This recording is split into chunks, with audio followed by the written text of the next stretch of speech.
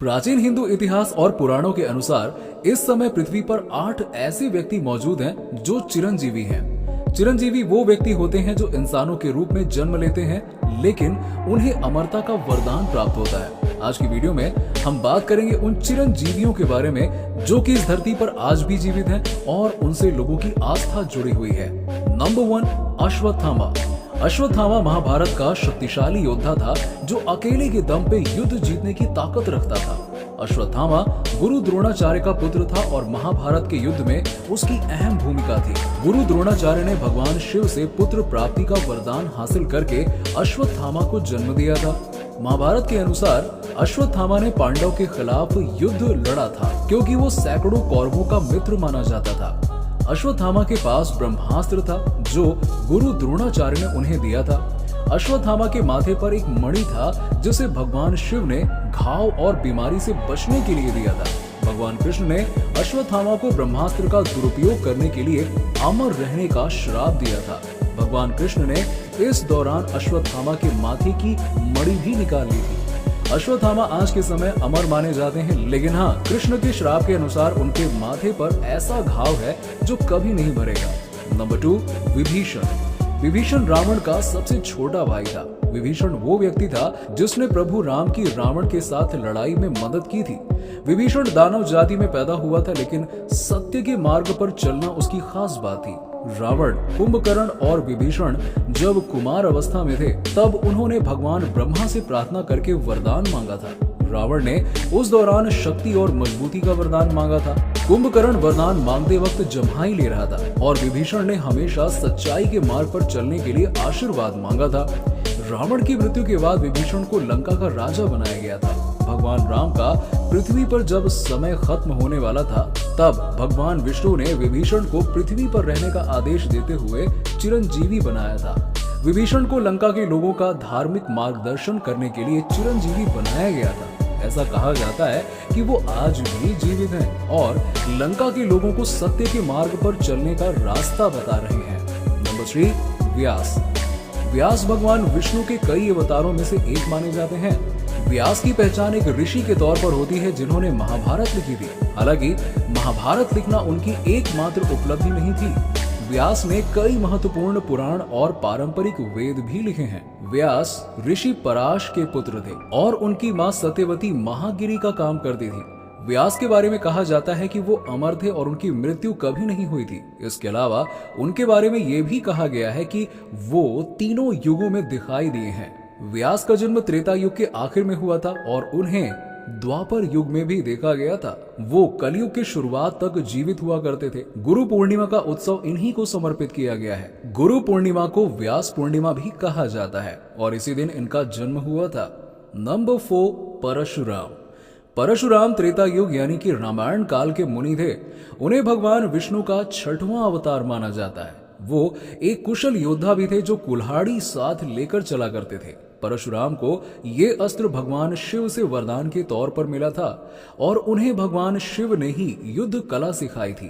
परशुराम का जन्म ब्राह्मण परिवार में हुआ था और उनके पिता ऋषि जमदग्नि पहले ब्राह्मण योद्धा माने जाते थे। भगवान परशुराम का जिक्र रामायण, महाभारत और कई पुराणों में मिलता है। परशुराम को लेकर ये मान्यता है कि वो द्वापर युग से अमर हैं। इसके अलावा काल्की पुराण में यह जिक्र किया गया है कि वो भगवान विष्णु के 10वें और आखिरी अवतार कल्की के मार्शल गुरु होंगे। हालांकि ये पहली बार नहीं होगा कि जब भगवान विष्णु का 6वां अवतार किसी अन्य अवतार से मुलाकात करेगा। रामायण के अनुसार भगवान राम सीता के स्वयंवर से जब अयोध्या लौट रहे थे तब परशुराम की मुलाकात भगवान राम से हुई थी जो कि विष्णु ही हैं। नंबर 5, मार्कंडेय। भृगु काल के ऋषि मार्कंडेय भगवान शिव के भक्त हुआ करते थे। ऋषि मार्कंडेय का जन्म भगवान शिव के वरदान से हुआ था। मार्कंडेय के पिता का नाम मृकंदु और माता का नाम मरुदमती था। मार्कंडेय के पिता ऋषि मृकुंद और माता मरुदमती को वरदान देते वक्त भगवान शिव ने 2 शर्तें रखी थी। भगवान शिव की पहली शर्त यह थी कि उन्हें वरदान में ऐसा पुत्र मिलेगा जो बहुत बुद्धिमान होगा, लेकिन उसकी किस्मत में अल्पायु में मृत्यु लिखी होगी। इसके अलावा दूसरी शर्त यह थी कि उनका पुत्र बुद्धिहीन होगा, लेकिन वो लंबे समय तक जीवित रह पाएगा। इस स्थिति में मार्कंडेय के पिता ने ऐसे पुत्र की मांग की जो बुद्धिमान तो था, लेकिन उसकी किस्मत में अल्पायु में मृत्यु लिखी थी। ऋषि मार्कंडेय वरदान के मुताबिक बहुत बुद्धिमान थे और उम्र के 12वें वर्ष तक उन्होंने वेद और शास्त्र का काफी सारा ज्ञान प्राप्त कर लिया था। हालांकि उनकी मृत्यु 16 वर्ष की आयु में तय थी। मार्कंडेय ने उनकी मृत्यु टालने के लिए सहाय पर्वत पर तपस्या की थी। मृत्यु के दिन जब यमराज उनके प्राण लेने आए, तब भगवान शिव खुद उन्हें बचाने आए थे। इस दौरान दोनों के बीच लड़ाई हुई थी और यमराज को खाली हाथ वापस जाना पड़ा था। ऐसा माना जाता है कि इस घटना के बाद ऋषि मार्कंडेय अमर हो गए और वो आज भी धरती पर मौजूद हैं। नंबर 6, कृपाचार्य। कृपाचार्य महाभारत के अद्भुत और महत्वपूर्ण पात्रों में से एक थे। कृपाचार्य महर्षि गौतम शरद्वान के पुत्र थे। महर्षि शरद्वान जब तपस्या कर रहे थे, तब इंद्र ने उनकी तपस्या भंग करने के लिए जानपदी नाम की देवकन्या भेजी थी।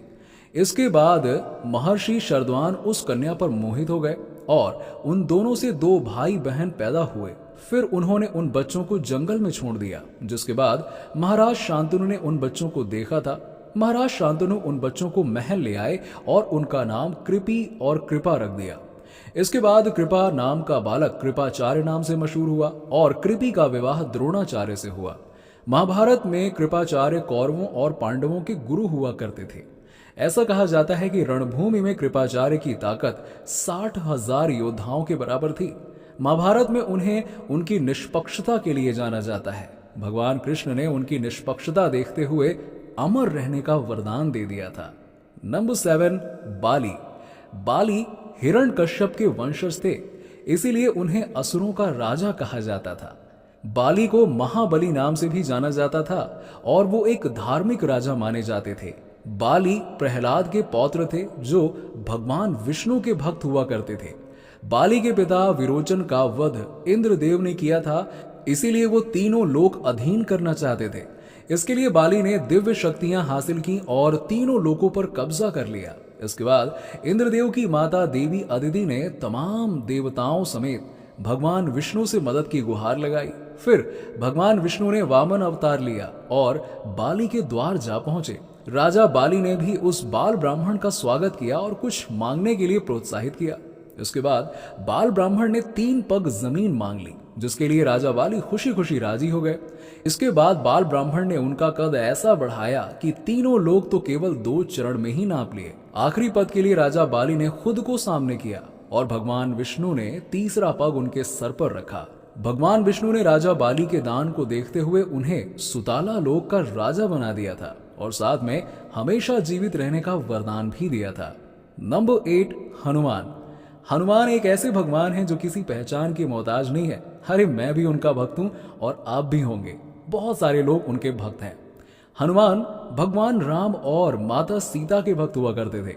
त्रेता युग में श्री राम की मदद करने के लिए भगवान शिव ने ही हनुमान का रूप लिया था। हनुमान का जिक्र भागवत पुराण, भक्तमाला और रामचरितमानस जैसे प्राचीन हिंदू धर्म की किताबों में मिलता है। इसके अनुसार हनुमान को अमर रहने का वरदान माता सीता ने दिया था। इन किताबों में यह कहा गया है कि जब भगवान राम का संदेश लेकर हनुमान अशोक वाटिका पहुंचे, तब माता सीता ने उन्हें अमर रहने का वरदान दिया था।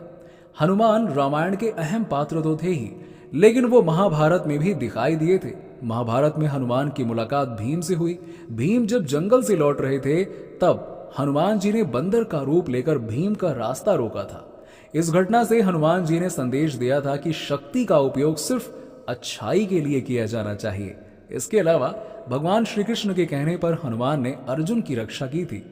हनुमान जी कलयुग में भी समय समय पर दिखाई दिए हैं और हनुमान जी का अनुभव संत तुलसीदास जी को भी हुआ था और हनुमान जी के कहने पर ही तुलसीदास ने रामचरितमानस लिखी थी। तो दोस्तों, उम्मीद है कि आपको हमारी वीडियो पसंद आई होगी। आज की वीडियो अंधविश्वास को फैलाने के लिए नहीं थी, बल्कि आस्था और अंधविश्वास के बीच के फर्क को समझाने के लिए थी। आशा करते हैं आप अपने दोस्तों के बीच इस जानकारी को जरूर साझा करेंगे। वीडियो पसंद आई हो तो इसे लाइक करें, दोस्तों के साथ शेयर करें, साथ ही साथ चैनल को सब्सक्राइब करें और नोटिफिकेशन बेल को दबाना ना भूलें। हम मिलते हैं आपसे अगली ऐसी ही इंटरेस्टिंग और इंफॉर्मेटिव वीडियो के साथ। तब तक जुड़े रहिए हमारे चैनल के साथ।